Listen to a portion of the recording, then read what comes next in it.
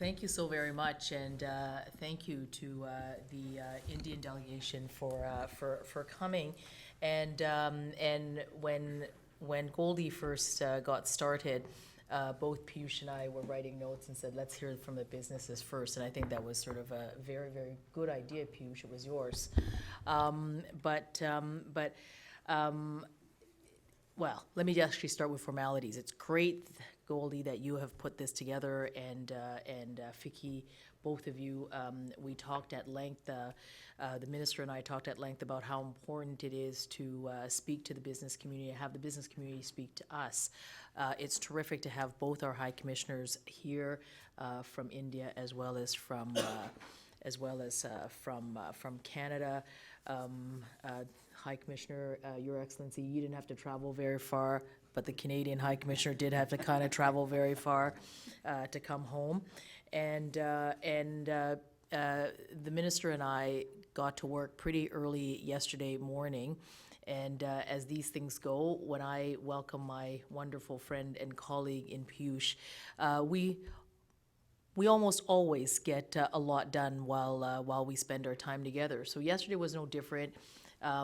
It was our second ministerial trade and investment dialogue, and it's the second after a 5-year hiatus. I was in Delhi last year.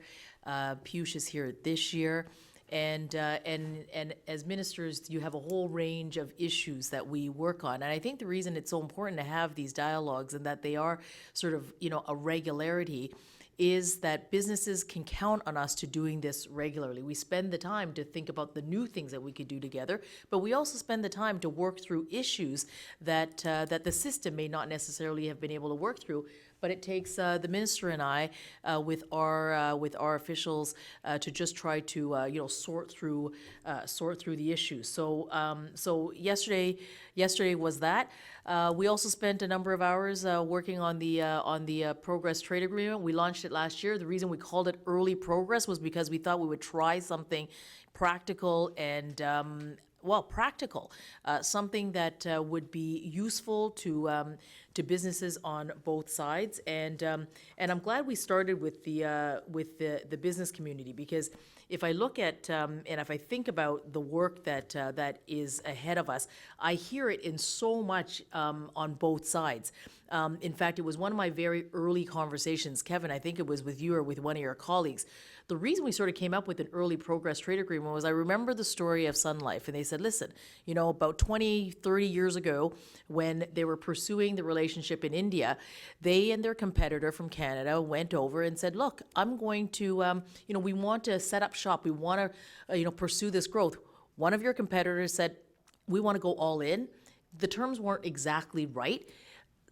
Your company decided, we're going to start in the modest way. I think that's what the India economy and that was what was the right thing for them. And you took the risk and said, you know what, I think we could do that. Today, as you said, Kevin, you already started it off by saying that the relationship, the commercial relationship, I think you would say that between you and your competitors, you are now head and above shoulders in your presence in India. And that is part of how we conceive the early progress trade agreement, because it's along the sort of same, kind of philosophy. Someone here also talked about, the importance, I think it was Tech Mahindra who said that it's really important because actually many of you said we are at an important geopolitical inflection time at the moment, and this is the time as democracies, as countries who believe and who follow the rule of law, who work in a rules-based system to which we, both our systems, our political systems, our government systems, are guided by, and a set of values that are democratic values that guide us. That's all of those create the right conditions. But someone also said that in a number of supply chains, there is an imbalance, and that there is particular exposure because of that imbalance. I do think that this is the time for us to create that diversification, particularly through the relationship and the work that we're going to do between India and Canada, which is why I think the early progress trade agreement is so important. on a word about Piyush's visit, it is also the year where India is hosting G20. So for a minister who already has the schedule that a minister has, I appreciate it because I share the same schedule that he does, but I'm not hosting the G20. And he is here for 3 days, spending time with me and with and bringing a business delegation and his officials and inviting Canadian businesses so that we can actually have this kind of a fora. In fact, Piyush and I both talked about how important it is that not only we are doing our work, but in fact our work is about setting the table, and it is the table that we can then help to convene businesses to actually look at the synergies that you may have together, to invest in each other's businesses, to invest in the R&D, to invest and to co-create in each other's, on both sides. And for us to do an agreement, it's to facilitate and to make that and to make that happen. Whether it is critical minerals or chips or semiconductors or chips, batteries, all of this, there's a lot of exciting work going on. In fact, the exciting work means that there is a real opportunity and a need to crowd in and bring in investment. And I know investors certainly say to me, and many of you have said that, give us the conditions to actually let us do even more of that. Someone said, I think it was the partnership between, I think Tata said, it's the partnership between Intel on the creation of a large semiconductor plant. This is the kind of work, when I look at what we are doing with the Americans, with India, I appreciate India supporting Canada in our participation and membership into the Indo-Pacific Economic Framework for Prosperity, also known as IPEF. Canada is in the queue to do that work, but it is in those configurations where governments and that realignment or that nearshoring or friendshoring or that greater collaboration to those that actually share values is what is actually happening. So when I hear what is going on around the room, I'm so encouraged by it because everything you are saying to us, I would say back to you. I think very much, and I hope what you will see is in the work that the minister and I are doing. You're quite right when you started out with the numbers. The numbers between trade and investment in FDI in India and Canada is far too small at the moment. This is, I think, in the example of we've got a modest start, but let's put the conditions in place so that we can really accelerate and we can really grow together. I will be, I think both of us are going to be putting a CEO forum together. I will be leading a trade mission to India this year, so get ready for that. We are going to work with the business community to put that together to make it make sense. But to give our Indian guests a sense of kind of, and to situate Canada, you did a little bit at the beginning, but we stretch nearly 10 million square kilometers from the Pacific to the Atlantic and then to the north. There are 39 million Canadians, only 39 million of us. So we are like a tenth of the size of the United States. We're only 3% in population of India. And yet, being the 39th largest country in the world by population, so not that big, like I said, 3% of India, we are also the world's 10th largest economy. So we are massive in geography, but we are strong as a trading nation. And this is sort of the environment that we are working on. So we are bullish on this on this relationship. And I just want to assure everyone that the work that both Minister Goyal and I are doing is to look forward to the future about what it is that we could be doing together, where we could be building, how we can diversify and create greater resiliency, how we can create better value chains and supply chains that has both India and Canada, and probably likely others who also share the values that we do together. But I'll finish on a very final note.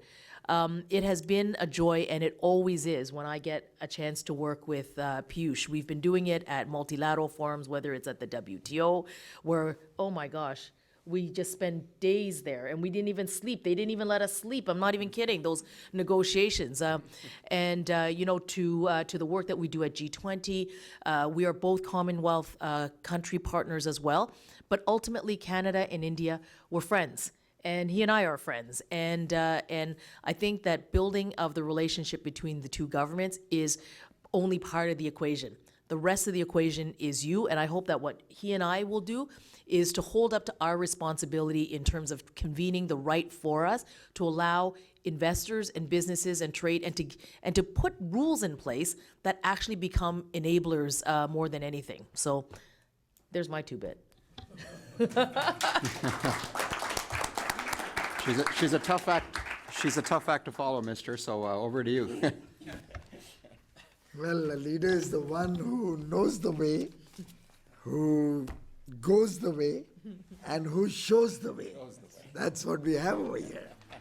Truly a leader who inspires the Canada-India partnership, friendship, relationship, her personal involvement in taking this relationship to the next level, fructifying this engagement into initially an early progress trade agreement to be followed by a comprehensive economic partnership, has truly been a trailblazer of sorts.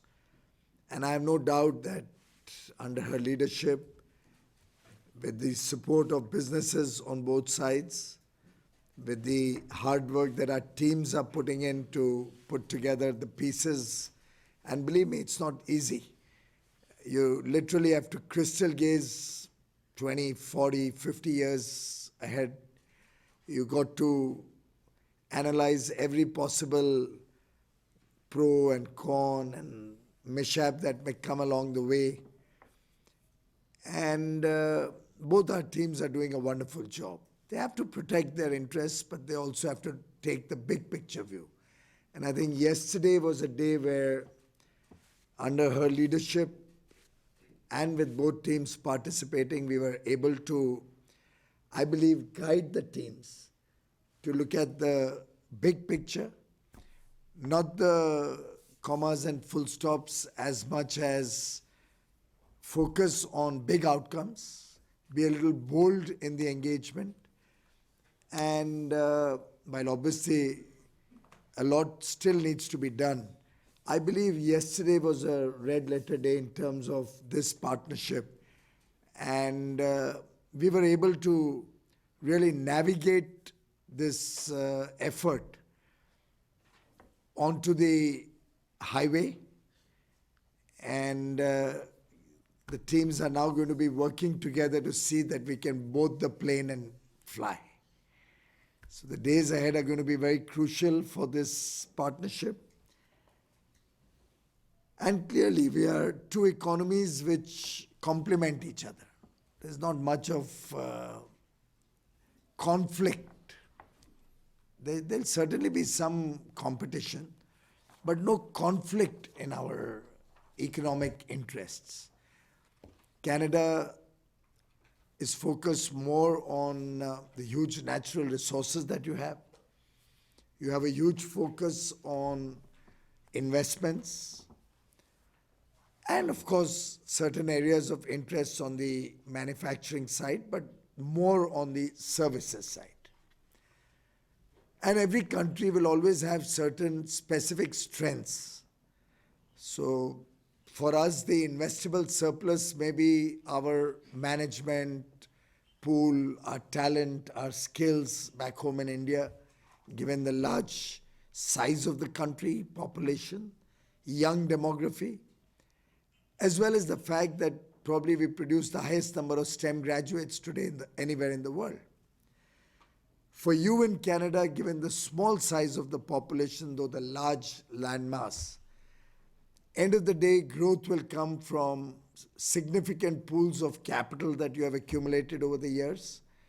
You'll be looking at your innovation, new technologies that you develop, your R&D finding big markets so that you can engage with scale, can get economies of scale, make your products more affordable, cost competitive. And given the fact that both of us have a robust democracy in play, the rule of law prevails. And as I was mentioning to somebody earlier in the afternoon, you won't disappear overnight if you work in India. I told you, I think, Ms. Kevin. You're safe, you're protected, and if you earn money and become wealthy, we respect you and don't make you a professor in a university after that.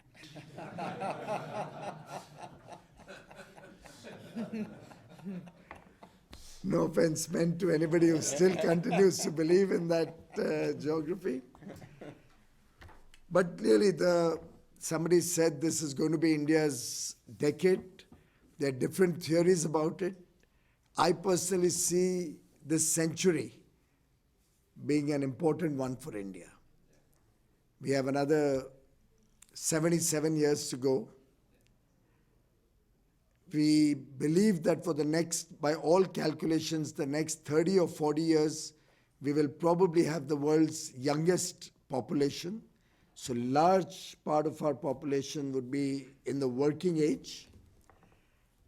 There's a deep focus, and Mary and I also discussed how we can bring education into our partnership in a bigger way, with dual degrees, mutual recognition of our educational qualifications through our professional bodies, of course, working towards setting up campuses in each other's geographies, seeing how we can increase the exchange students so young Canadians also get a flavor of a new India that's emerging out of the shadows. And a lot of Indian kids who come to Canada to study very often get a chance to also contribute to your economy. All of these make a heady cocktail of sorts in terms of the potential that we can see ahead of us. While we are the fastest growing large economy, estimates are that we'll continue to be so for a number of years. In fact, Bloomberg just came out with some estimates on the possibility of recession in different parts of the world. And almost all of the developed world was ranging between 40 and 60%, UK even worse.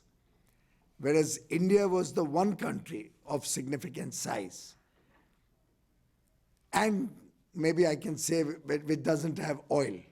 So possibly the oil economies may still survive this period given the ability to cut down production and increase production, you included. But other than that, we are the only country in that Bloomberg index which has zero probability of a recession.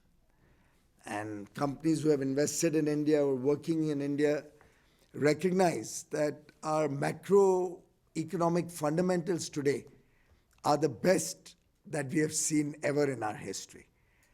Whether it's our foreign exchange reserves, they're close to $600 billion, while the way the IMF looks at it is that we cover about 11 months of our imports. I personally believe that's a stupid way of looking at it. Pardon my adjective. Because ultimately it's the current account deficit, your shortfall of foreign exchange that's going to matter. And while last year our current account deficit was upward of 2% of the GDP, current year we expect the current account deficit to be less than 0.5% of the GDP. That's the rapid transformation. In fact, that's what he was mentioning.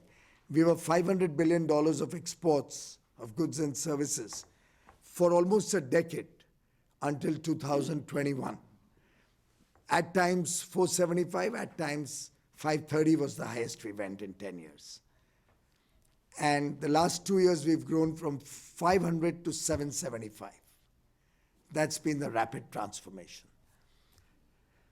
Services today contribute significantly. We have about $325 billion of service exports, $450 billion of merchandise exports. And the immediate goal before the nation is $1 trillion of services and $1 trillion of merchandise being exported from India by 2030. It's an ambitious target, which will mean We'll have to grow very rapidly in the years to come. And we are living in volatile times, very uncertain times. There's complexities which are beyond imagination, uncertainties that were not imagined until a year and a half ago, particularly when we all thought COVID is behind us. We didn't know it's going to get even worse. And in this ambiguous world, these problems of very different nature cropping up, a number of black swan events, we have been able to maintain our economy with inflation under 6%. In fact, if you look at a 9-year window that the Modi government has been in, an absolute majority government after 30 years for the last 9 years. And since you run a minority, you know how exciting it is to have a decisive leadership with an absolute majority. And we've been able to, in these 9 years, maintain inflation at 4.5% over a 9 years period. For a country like India, which was used to double-digit inflation traditionally, so if there was 10-12% inflation reported, we wouldn't even blink an eyelid. We thought it was normal for many years. In fact, there was a school of thought which said that inflation is good for the country. And we've all heard that in our younger days. Prime Minister Modi has brought in a serious thrust to strengthening these basic fundamentals of the economy. So interest rates slightly up in the last 1 year, but I suspect we've seen a softening already. The increases have stopped in the last monetary policy. And with inflation below the targeted 2 to 6% band, I think we are back to business in terms of stability of interest rates, or possibly even declining interest rates. Incidentally, the rupee as a currency has also been relatively stable over the last 9 years. Of course, post the Ukraine war, we saw some stress, but that's only vis-a-vis the dollar. Vis-a-vis most other currencies, we've actually strengthened.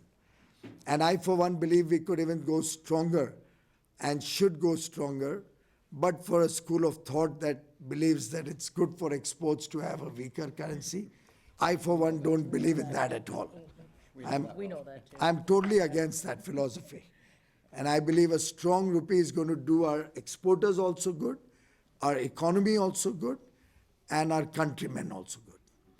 Incidentally, a data point, and I'm sure Brookfield or KPMG and all are well aware of it, India has never, ever defaulted in its international obligations. We have always met any international obligation that we had.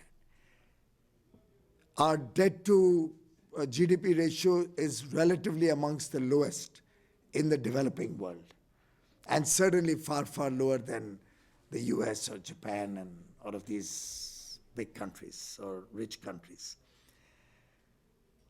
Why I'm sharing all this with you is that what we are offering is a stable environment with a decisive leadership, a popular leadership, a leadership which not only is popular in the country, consistently for 9 years, head over shoulders over the second best man, though it's very difficult to figure out who that second best man is today in India. Too many claimants for that post right now in India. Am I right, High Commissioner?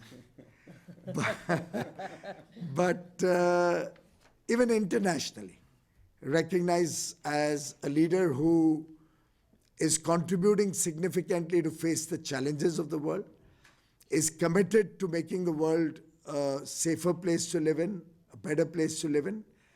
And our G20 presidency reflects his vision when he says, one earth, one family, one future.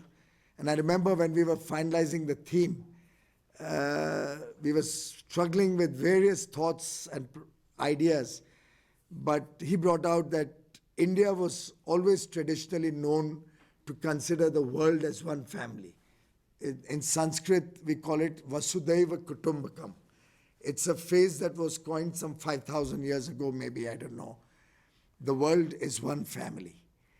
And therefore, we believe that we all have to work as that family member, that person who will, in a spirit of give and take, in a spirit of togetherness and oneness, work for leaving a better planet for our children, possibly than the one we inherited.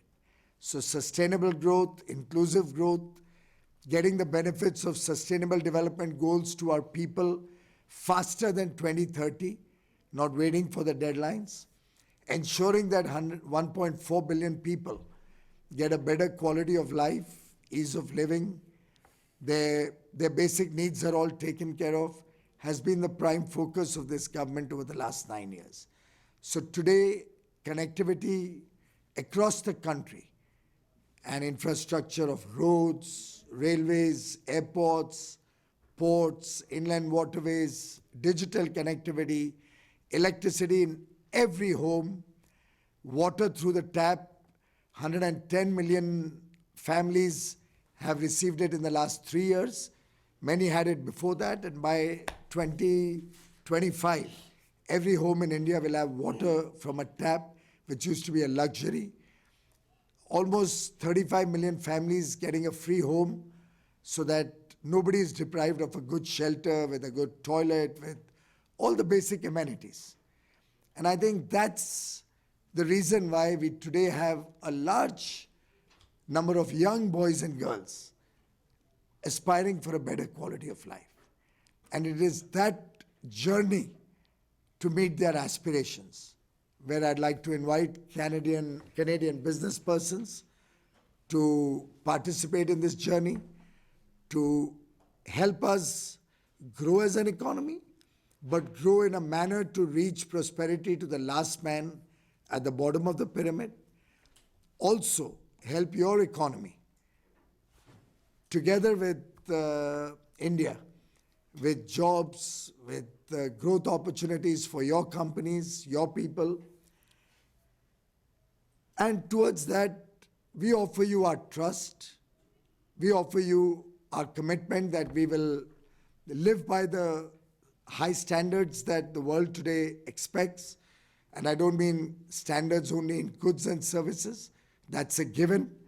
And our country today is focusing very much on introducing very high quality in our delivery of goods and services, product delivery, product quality, both for domestic consumers, since I also handle the consumer affairs portfolio. So I want to make sure my domestic consumers are not deprived of high quality goods and services. So we are really engaging with quality, if I may use the word, with a vengeance, because we've lost out many, many decades of low quality, crappy, substandard, low cost stuff coming from our northern neighbor, which actually killed our domestic industry, but also kind of drugged our people into using these low quality and low cost products. We'd rather move the entire ecosystem in India to adopt to high quality standards.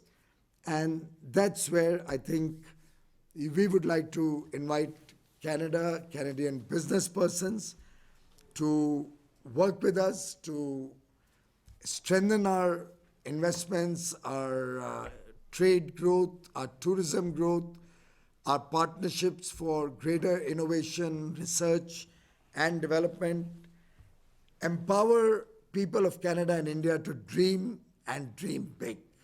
Thank you very much. Thank you.